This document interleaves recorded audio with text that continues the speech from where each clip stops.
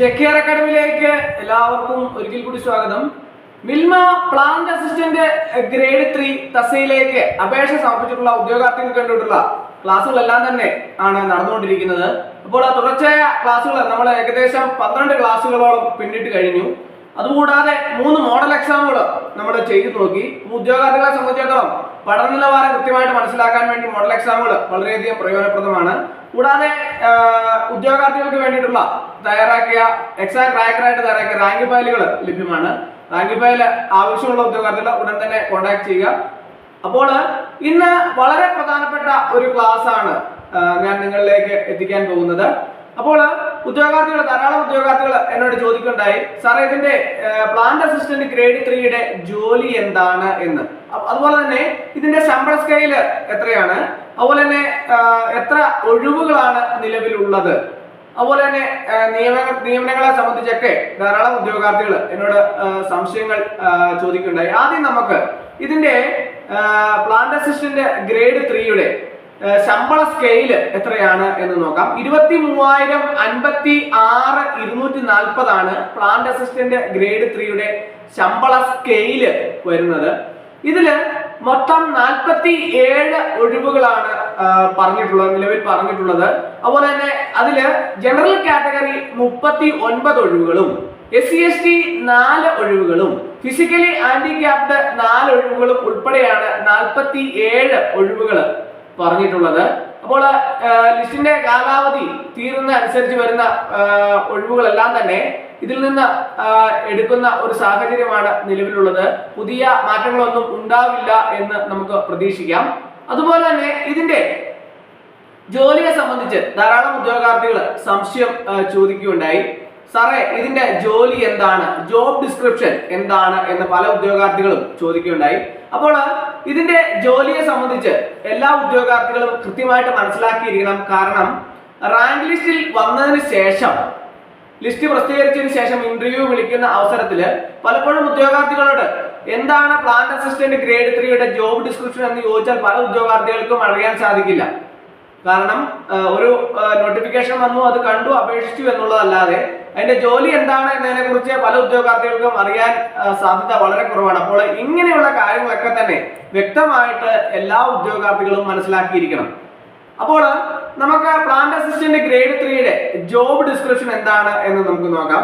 ഭക്ഷ്യസുരക്ഷാ മാനദണ്ഡം പാലിച്ച് പാൽ സംസ്കരണം, അത് പ്രധാനപ്പെട്ട ഒരു ജോലിയാണ്. കൂടാതെ പാൽ ഉൽപ്പന്നങ്ങളുടെ നിർമ്മാണം, അതും മറ്റൊരു പ്രധാനപ്പെട്ട ജോലിയാണ്. അതുപോലെ തന്നെ പാൽ പാക്കറ്റുകളൊക്കെ ഈ ട്രേകളിലൊക്കെ നിശ്ചിത എണ്ണം നിറച്ചു വെക്കുന്ന അവസരത്തില് ഇതിന്റെ അകത്ത് ലീക്കുകളൊക്കെ ഉണ്ടോ എന്ന് നോക്കുകയും അത് ലീക്കുകൾ ഇല്ല എന്ന് ഉറപ്പാക്കി അത് നിറയ്ക്കുകയും ചെയ്യേണ്ടത് പ്രധാനപ്പെട്ട മറ്റൊരു ഉത്തരവാദിത്തമാണ്. അതുപോലെ തന്നെ പാക്കറ്റുകളിൽ നിറച്ച ട്രേകളിൽ എന്താണ് ശീതീകരണികൾ അടിക്കുകയും അതുപോലെ തന്നെ നിർദ്ദേശാനുസരണം ഈ ട്രേകളിൽ അടുക്കി നമ്മൾ പാലുകളൊക്കെ അടുക്കി വെക്കും. അതിനുശേഷം അത് ശീതീകരണ അടിച്ചിട്ടുണ്ടോ എന്ന് വിശദമായിട്ട് പരിശോധിച്ചതിന് ശേഷം ഇത് വിതരണ വാഹനങ്ങളിൽ കയറ്റി നൽകുക, അത് മറ്റൊരു പ്രധാനപ്പെട്ട ജോലിയാണ്. അതുപോലെ തന്നെ ഓഫീസ് സ്റ്റോർ, അതുപോലെ തന്നെ ലാബ്, മറ്റു സെക്ഷനുകളിൽ ആവശ്യമായ ജോലികളൊക്കെ ഏറ്റെടുത്ത് നിർവഹിക്കുക, ഇതൊക്കെ മറ്റൊരു പ്രധാനപ്പെട്ട ജോലിയാണ്. അതുപോലെ തന്നെ പാൽ സംഭരണ ടാങ്കറുകളിൽ അല്ലെങ്കിൽ ടാങ്കുകളിൽ ഇറങ്ങി അത് വൃത്തിയാക്കുക, അത് മറ്റൊരു പ്രധാനപ്പെട്ട ജോലിയാണ്. അതുപോലെ തന്നെ പാൽ ടാങ്കുകളുടെ വൃത്തിയാക്കൽ, അത് വൃത്തിയായിട്ടുണ്ടോ അല്ലെങ്കിൽ വൃത്തിയായി ആണോ ഉപയോഗിക്കുന്നത് എന്ന് നോക്കിയതിനു ശേഷം അതിന് വേണ്ടിയിട്ടുള്ള തുടർ നടപടികളൊക്കെ സ്വീകരിക്കുക, അത് മറ്റൊരു പ്രധാനപ്പെട്ട ഉത്തരവാദിത്തമാണ്. അതുപോലെ തന്നെ പാല് പമ്പ് ചെയ്യുന്ന പൈപ്പുകളൊക്കെ അത് വൃത്തിയായി സൂക്ഷിക്കണം, അത് വളരെ പ്രധാനപ്പെട്ട ഒരു കാര്യമാണ്. അപ്പോൾ പ്രസ്തുത പമ്പുകളൊക്കെ തന്നെ വൃത്തിയായി ആണോ ഉപയോഗിക്കുന്നത്, അതിൽ വൃത്തിയുണ്ടോ അല്ലെങ്കിൽ അഴുക്കുകൾ പുരണ്ടോ അല്ലെങ്കിൽ അത് വൃത്തിയാക്കുക, അത് പ്രധാനപ്പെട്ട ഒരു ധർമ്മമാണ്.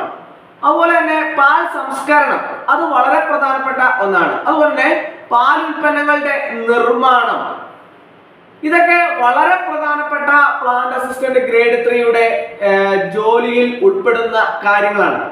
കൂടാതെ തണുപ്പുള്ളതും ചൂടുള്ളതും നനഞ്ഞതുമായ സ്ഥലങ്ങളിൽ ജോലി ചെയ്യാൻ ഓരോ ഇതിനു വേണ്ടി അപേക്ഷ സമർപ്പിച്ച ഉദ്യോഗാർത്ഥികളും സന്നദ്ധരായിരിക്കണം.